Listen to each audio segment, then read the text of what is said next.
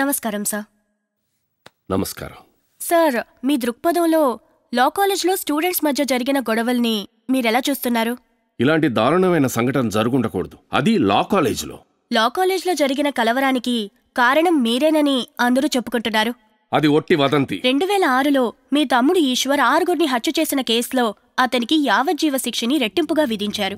ఆ హత్యలు మీ రాజకీయ జీవితం కోసం చేసినవని ఆనాడు మీడియాలో వార్తలు వెల్లడయ్యాయి. అప్పుడు మీరు నాకు నా తమ్ముడికి ఎటువంటి సంబంధం లేదని చెప్పారు.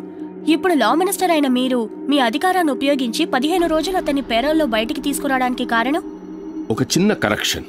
అప్పుడు నేనన్నది నా తమ్ముడు చేసిన హత్యకి నాకు ఎటువంటి సంబంధం లేదని. కానీ నాకు వాడికి సంబంధం ఉంది, రక్త సంబంధం.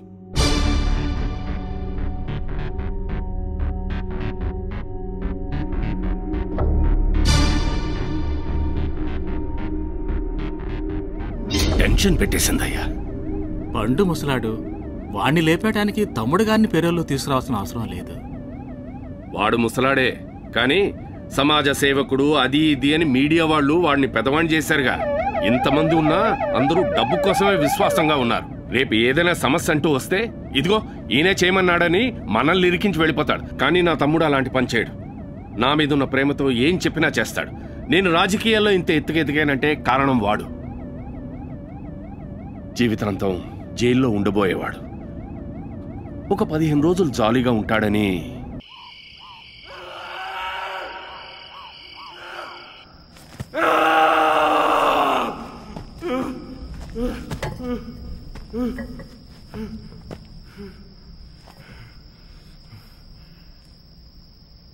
నా పదవి పోయిందో అలా జరగనివ్వరా.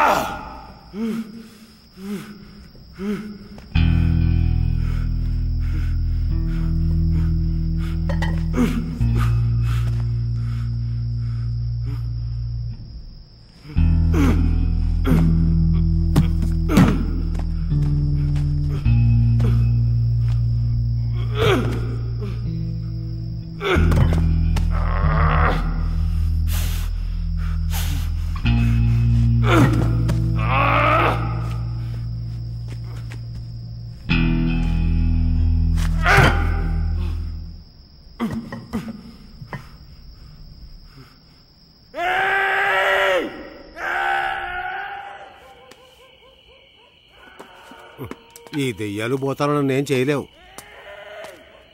రేయ్, లక్ష్మి మొగుడు వేనాడువా?